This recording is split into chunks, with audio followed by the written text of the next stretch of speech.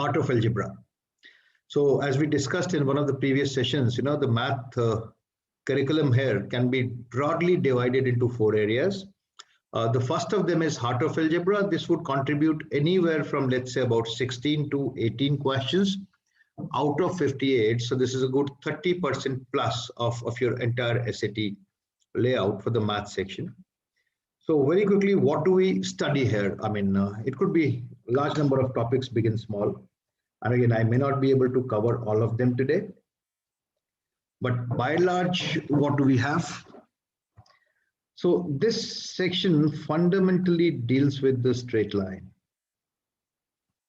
all the algebraic connotations of the straight line. So what does it look like? What the graphs are like, slopes, intercepts, forming an equation, identifying equation from the graph, identifying graph from the equation, all those questions. Another prominent topic here is conditions of solvability. So between two given linear equations, how many solutions would they have and when? Our third topic here is linear inequalities. Then you have absolute value functions. So sorry, my pen smudged.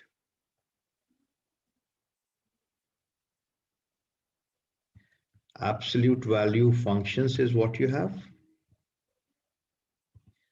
And of course, you have, a bit about exponents. So I'll not be covering all of it today.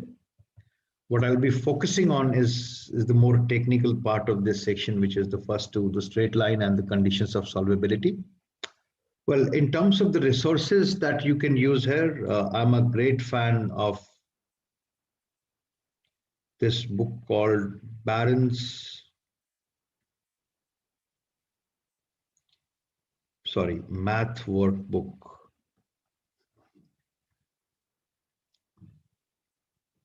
For the new SAT. And then you have a book by College Panda, which is pretty good. College Panda also has a compilation of 10 sectional tests in math, which are quite relevant. And then, of course, you have the Khan Academy, where again, the treatise of the math section is quite comprehensive. So this is what you can refer to. So let's go straight away into our discussion for the day. So we'll talk about heart of algebra. We'll talk about the straight line to begin with. So let me see if I can finish it off in the next 15 to 20 minutes, and then we can move on to the next topic. Towards the end, I would also want to take some of the questions from one of the actual SATs as to how does this translate. One fundamental difference that you have to understand, between the SAT and your school education is that school education by and large deals with remembering facts. So you start with a very huge amount of curriculum covering that syllabus. SAT is more about application. So the curriculum here tends to be really small, but the manner in which they're going to structure the questions is going to be unique and amusing, honestly. I enjoy it thoroughly. So here we go. Let me start off with something called as the distance formula, which is something all of you have studied. Yet when I quiz students as to where does this formula come from, I would find about 80–85% of them are at a loss to answer. Most of them would have studied this formula. Half of them would remember this formula as well. But this throws light on the first extremely important difference between the way you study math at school and the way you study math for the SAT. SAT math is all math by first principles. So whenever you come across a formula, you read a theorem, whatever, you must try to answer that question, where did this come from? Because that's how the questions would be framed here. Right, so let's say I have a point here, P, X1, Y1, and I have a point here, Q, X2, Y2. How do we find out the distance PQ between these 2 points? I'm sure all of you know this is the standard distance formula. I would be focusing more on where does this formula come from. So when I say x1 and y1 are the coordinates of the point P, what do I mean by that? Very simple. X1 is the perpendicular distance from the y-axis. And y1 is the perpendicular distance from the x-axis. Remember this always. So similarly, this would be y2 and this from here to here would be x2. Now what I do is from this point P, I draw a line which is parallel to the x-axis to meet here at R. How much this distance PR become now? Very simple. This whole from here to here is x2 and here to here is x1. Obviously, this is going to be x2 minus x1. And this is going to be y2 minus y1.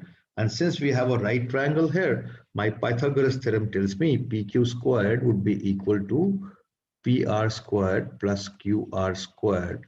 If we simplify, I'm going to get PQ as square root of x2 minus x1 the whole squared plus y2 minus y1 the whole squared. This is what we call as the distance formula. Another thing that you need to know is that for this line PQ, what would be the coordinates of this midpoint? Let's call it T.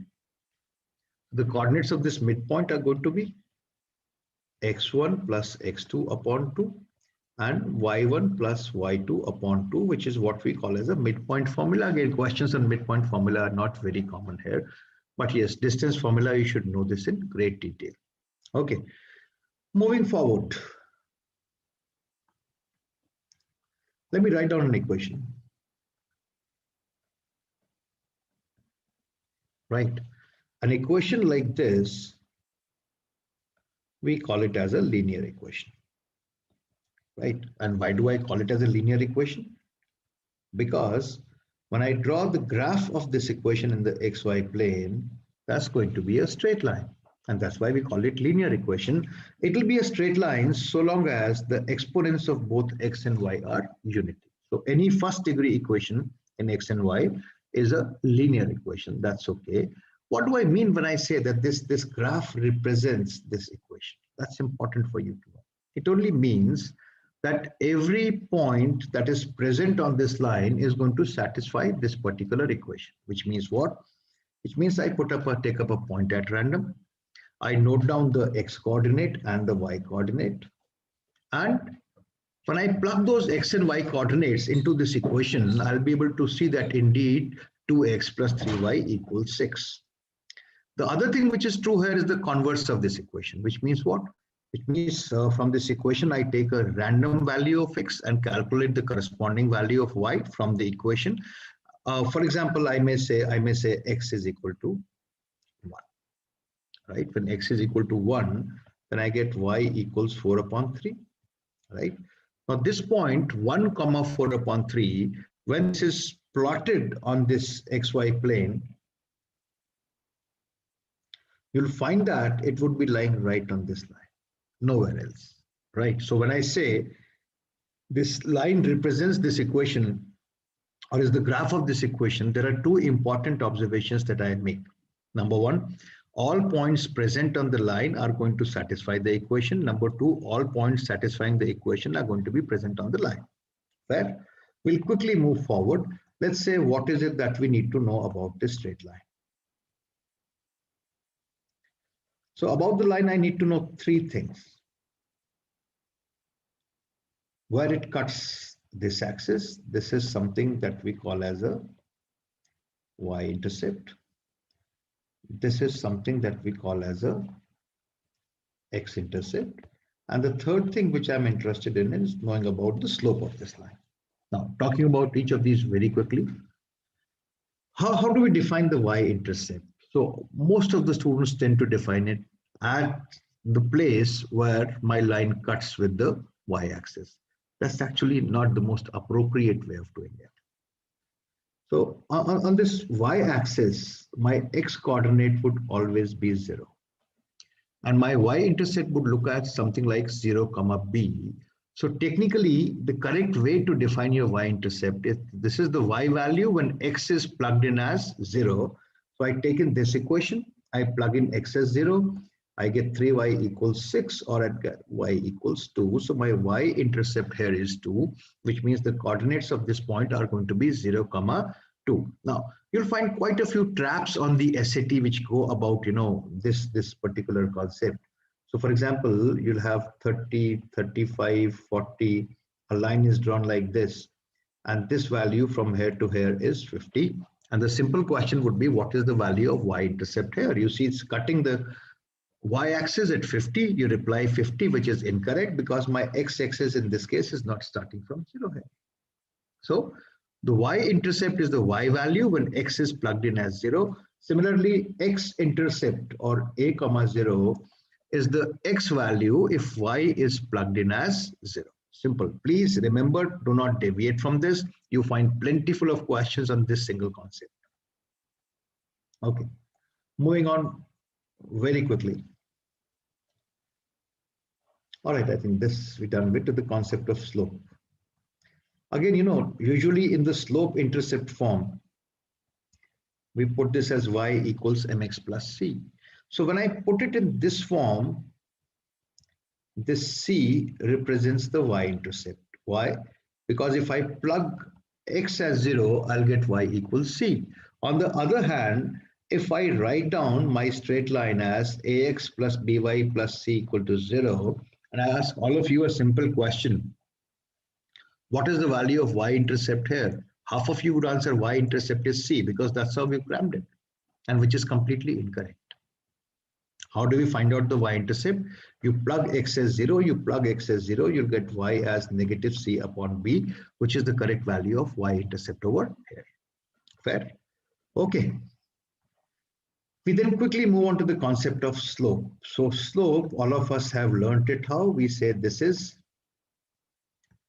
slope is rise upon run. So by what horizontal displacement I get what vertical elevation, that gives me an idea of slope. So if I was talking about 2 points x1, y1 and another point x2, y2, then my slope m is best calculated as y2 minus y1 over x2 minus x1. Or I may say this is delta y upon delta x, or slope very simply put tells me, and remember this line always, what happens to y when x is increased by 1. Right. And on this concept of interpretation of slope, you'll have multiple questions on every single SAT. So please don't know your slope as tangent of theta. Please don't know it as y2 minus y1 upon x2 minus x1. What is slope? Slope is what happens to y when x is increased by 1. Very simple. You may cram this line if you feel like. It's always going to come handy. Another thing that you need to know is how to identify slopes of lines graphically. So if I give you two lines A and B, which one would have a higher slope? Of course B. Why? Because for the same run, the rise in case of B is higher. So you should be able to compare these slopes graphically. That's important visually. What about the slope of the line C? The slope of the line C is 0. That's a line parallel to the x-axis. So what I see, I'm running, and I'm not rising, which means my y2, if I take 2 points on this particular line, the y2 minus y1 is going to work out as 0. Another line here, line D, would have what slope? This would have an undefined slope because I'm rising without running. So my delta x is going to be 0, right? So x2 minus x1 is 0. And we know that anything when divided by 0, it becomes undefined. And a last thing, line E, what can I say about the slope of this line? This line would have a negative slope because I'm not rising, I'm falling. As I move from left to right, that is as x increases, I say that y decreases, right? Okay, more about connotation of slope here now. So suppose I was given a line y equals 2x plus 3. What is the slope here? The slope here is 2. What does that mean? It means nothing. It means every time you increase x by 1, y is going to increase by 2. Minus 3x plus 7. What is the slope here? Negative 3. What does that mean? That means for every increase of 1 in x, y is going to decrease by 3. That's about slope. More on slope. If two lines are parallel, their slopes are going to be equal. And if two lines are perpendicular, then their slopes are going to be negative reciprocal of each other. That means the product of these slopes is going to be -1. Always remember these two. So slopes of parallel and perpendicular lines. A last thing that you need to know here is how to frame equations from given information. So if somebody tells me that for a given line, the slope is 3 and it passes through a point 1, 2. Guys, please don't cram various formats of the straight line as most Indian boards would require you to do. Do it by the first principle. So I know that any line that has a slope 3, I can write this general equation y equals 3x plus b, where b is an unknown. But I have additional information here that tells me what? That it passes through the point 1, 2. So 1, 2 must satisfy this line. Plug this in. So I put y as 2, x as 1 plus b. That gives me b as -1. I put this value of b over here to get my equation as y equals 3x minus 1. Right? The other thing, supposing 2 points were given to me, a line passes through 1, 2 and 3, 6. Right? How do we, write down the equation of this line? So I'm going to write down the equation of this line. Can we calculate slope?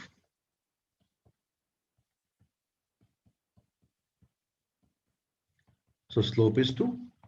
So I know this line would look like y equals 2x plus b.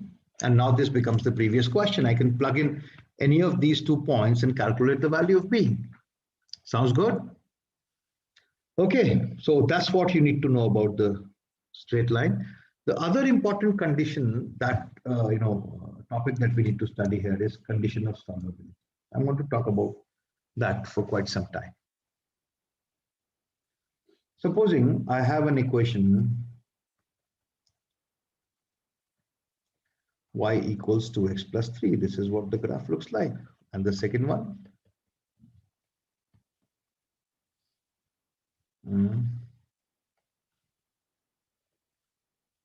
So we say graphically, this is the solution to these two equations. And why is this one the solution to these equations? Because this is a point which is present on both lines and hence must satisfy both equations. So if I wanted to solve these two equations simultaneously, I may solve them using algebraic methods, which is something you all know, or I may simply solve them using the graphic methods like this. So I may draw equations of both of the straight lines and simply observe the point of intersection, which will give you what you're looking at.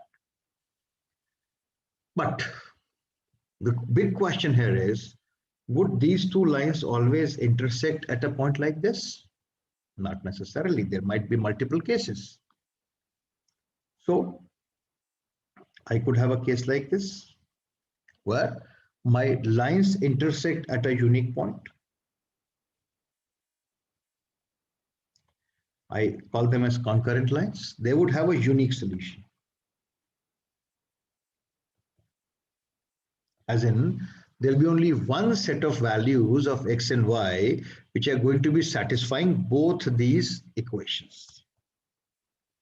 Second, one line may be like this and the other one may be like this. I call these lines as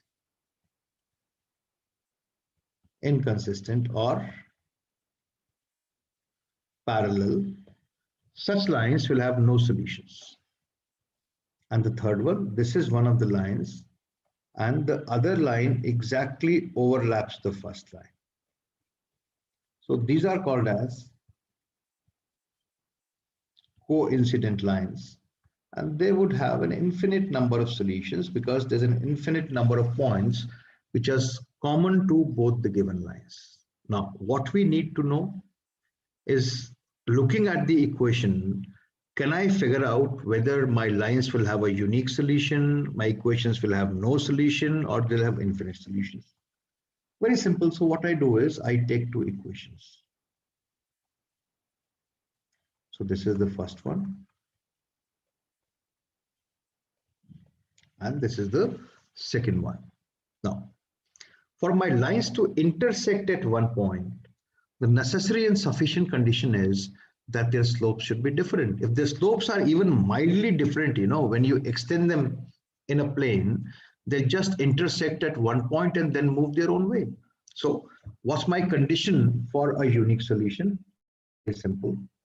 The slope of the first line should not be equal to the slope of the second line. So long as the slope of the first line is not equal to the slope of the second line, I would have a unique solution. But what about no solution? For no solution, my lines are parallel, so their slope should be equal. Even when they are coincident, their slope should be equal. So what is the difference between these two cases? In the first case, they are parallel with an indent. In the second case, they are parallel without an indent. So in the second case, not just the slopes would be equal, the y-intercepts would also be equal. But when they're parallel, the slopes would be equal, but the y-intercepts will not be equal. Simple. So that gives us three conditions. For unique solution, slope should be different. For no solution, slope should be equal, but y-intercept should be different. And for infinite solutions, the slope should be equal and the y-intercept should also be equal. Now, normally on the SAT, when you find these questions, you will not find these lines in these format. I'll move on. You'll find these lines in the general form. So your first equation will be given as a1x plus b1y plus c1 equals 0. And the second equation we'll write down. Now the issue is, most of us, when we have this equation in the general form and we are required to calculate slope, we'll go back and convert it to the slope intercept form, y equals mx plus c. So let's see what happens here.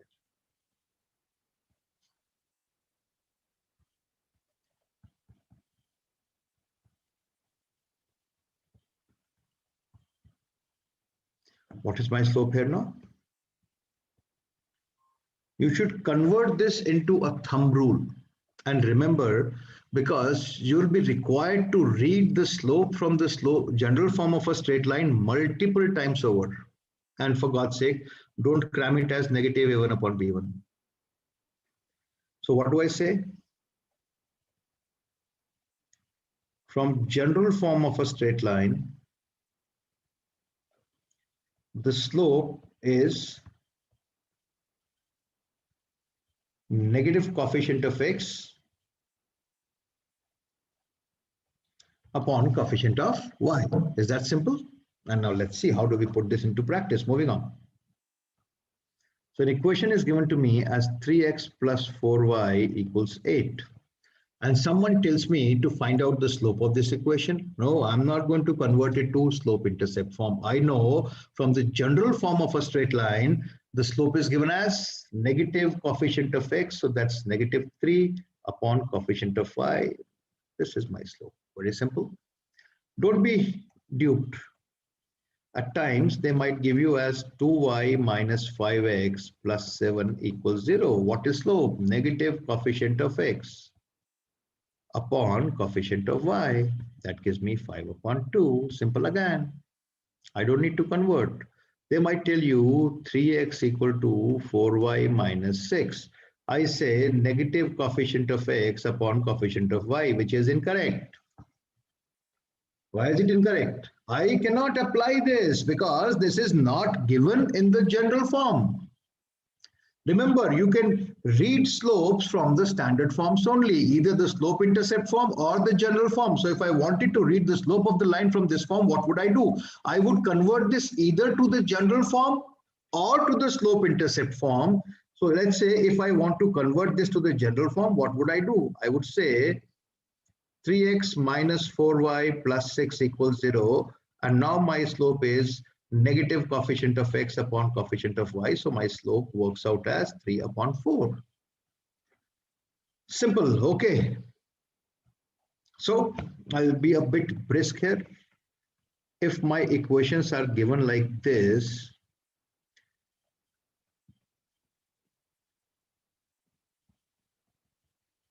what is the condition for a unique solution? slopes should be different. So negative a1 upon b1 should not be equal to negative a2 upon b2. This, when I simplify and cross off, will give me a1 upon a2 should not be equal to b1 upon b2. What will be the condition for no solution? I'm not getting into the complete verification, but you can do it on your own. So for no solution, a1 upon a2 should be equal to b1 upon b2, and this should not be equal to c1 upon c2. If you just apply the concept that slopes are equal and y-intercepts are not equal to this general forms of the straight line, you'll arrive here. And third, what is the condition for infinite solution? a1 upon a2 should be equal to b1 upon b2 should be equal to c1 upon c2. Simple.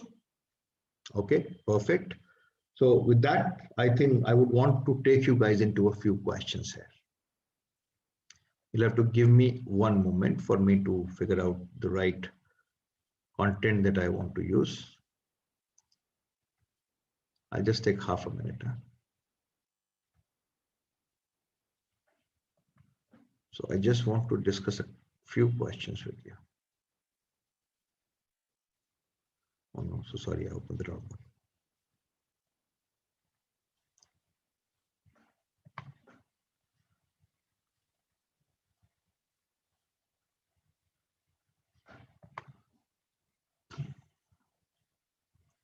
Okay, let me start here with something very simple. So this is the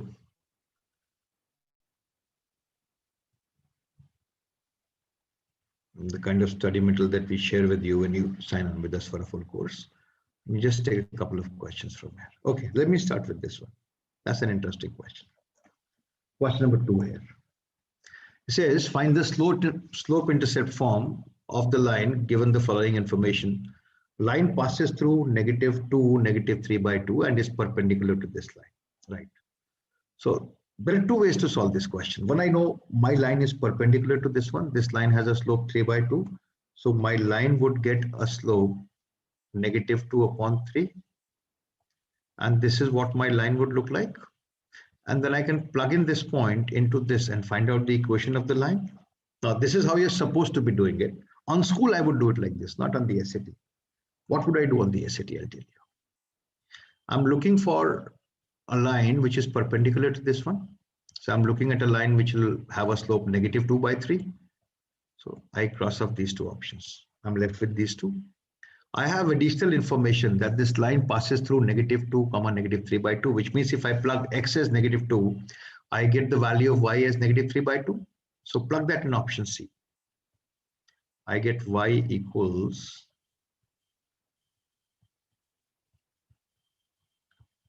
that's 4/3 minus 8. So which is going to be -20/3, which is not 3/2. So this is also incorrect, which means this is your correct answer. Are we making sense out of it? Okay, one more. The first one is a good question. Line L passes through point P and has a slope -1/2. So I'll give you the conventional method of solving this question first. You have to calculate the x-intercept of the line. 2 concepts we need to apply. Number 1, how to write down the equation of a straight line where I'm given the slope and 1 point.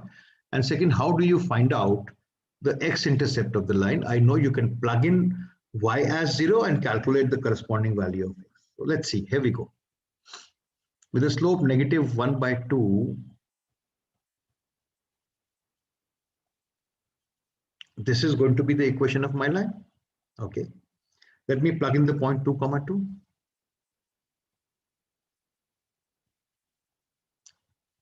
So I get b equals 3. And now my line becomes -1/2x plus 3.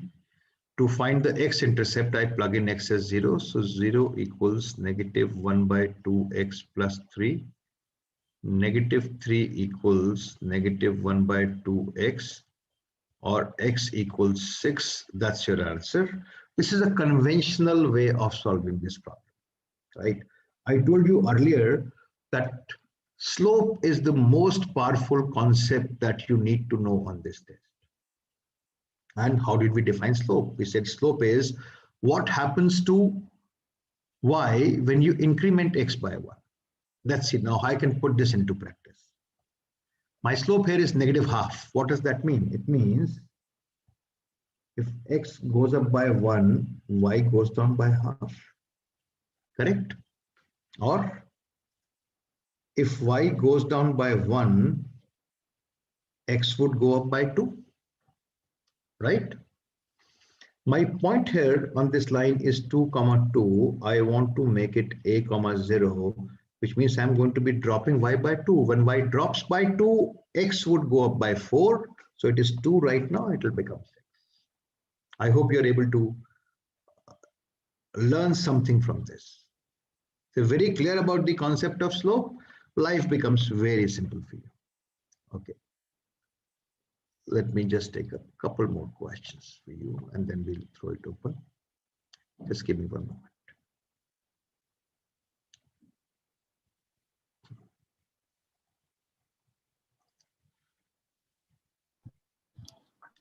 I want to take a couple of questions on conditions of solvability. That was a great session, sir. Got a good idea of coordinate geometry. So there are a few questions, I guess, related to scholarship exams, sir. So I'll just take them at the end. Let me continue for 2 minutes more. Let me just take these 2 more questions. Okay.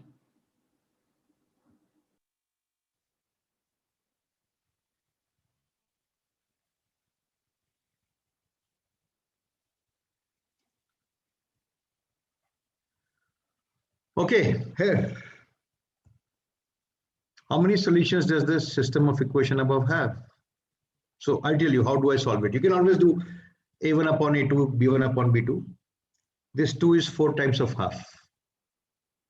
Y is 4 times, 1 is 4 times of 1 by 4. So I get a1 upon a2 is equal to b1 upon b2. But this is just 3 times. So I'll have 0 solutions. Could you get that? Okay.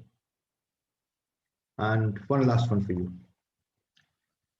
2 equations are given. What value of A does it have infinite number? Infinite number I know.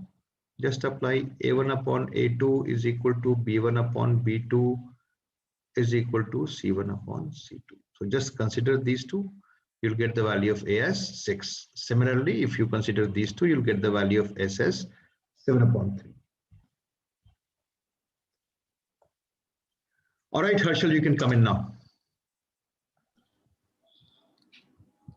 Yeah, sir, that was a great session from your side. Got a good idea of coordinate geometry. The simplicity of what are the different approaches, like how exactly a specific term can be defined and stuff. I would like you to take you through questions, sir. So there is one question about scholarships, sir. Like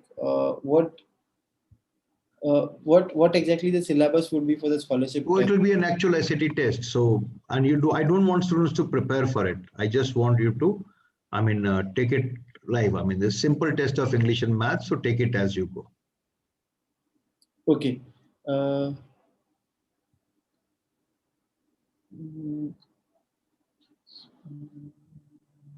So yeah, basically this question has been answered live. Will you walk through some SAT examples? So that has been done already.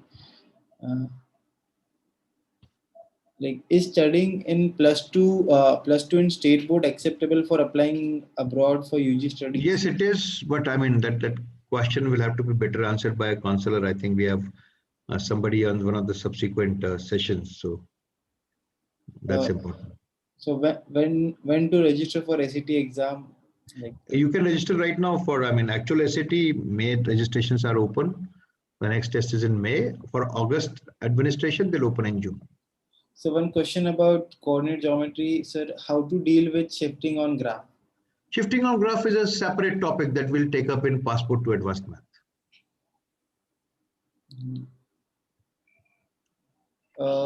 Sir, one about SAT syllabus. Sir, many say that SAT's portion is basics of 10th class. Is it true? Kind of, yes. Some topics that you'll not study again. 10th class of what curriculum? If you say IGCSE, most of it would be covered. But again, on the SAT, the focus is not content, the focus is application. It's the way they structure the questions that is what makes this exam unique. So one question is about how to minimize the time while solving. It has to be an intelligent application of concepts. So as you practice more, I'll just give them an example. The same question can be solved in two different ways. One way would take a lot of time, the other way would take very little time. Okay. So there are a lot of questions. I'm just going through the relevant ones. One question is, I have not passed 12th yet. Can I register? Yes, you can register. You can take the exam anytime in 10th or 11th or 12th. That's okay. Okay. So one more is like, is Princeton workbook good for SAT exam? It's decent. I mean, there are better stuff available. Okay. Okay, sir.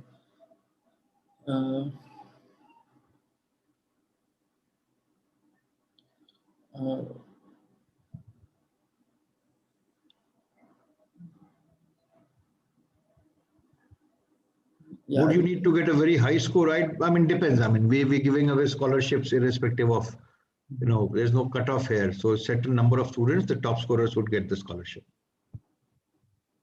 So someone is, I am in first semester of college. Should I register for SAT? Depends upon what you're going to do with the score. You have to check that with the counselor. When you take the SAT, it has to be done with a specific objective in mind. So what is that objective? What do you want? Taking the test by itself means nothing. Okay. So which class should I take SAT, 11th or 10th? 11th, ideally 11th. I've answered this in the previous webinars, I think. So please go through the recordings that are there on the website. Okay.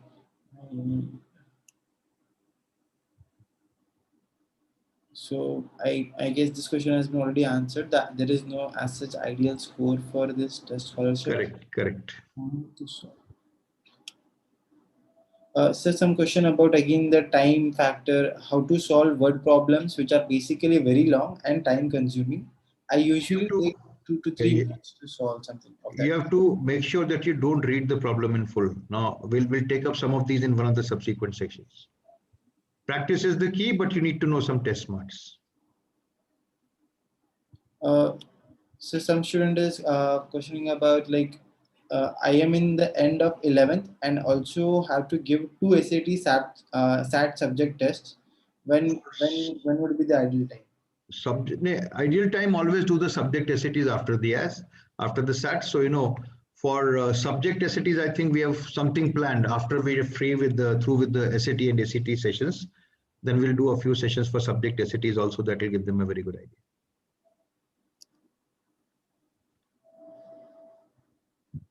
So is it 100% scholarship for test prep?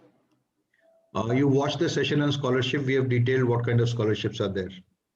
So the scholarship could range from anywhere from 10% to 100%. So I think we did that session last Sunday. It was a special session. You can find that on the website, also on YouTube also, as to what kind of scholarships are available and under what conditions. Sir, like can NCERT books can be used for this? Not much, no. Okay. They're not much relevant. So I guess over and over all the questions have been answered. The rest are repetitive, yeah. So yeah, that's okay. All right, thank you so much, boys and girls. See you again at 3 o'clock with the writing section and then 4 o'clock for the reading section. Yeah. Thank you so much. I hope I maintained my timeline here. Thank you so much. I've done 40 minutes. All right. Thank you. Thank you, sir. Thanks a lot. Thank you. Bye-bye. It was really a good session about understanding the concepts. Thank you so much.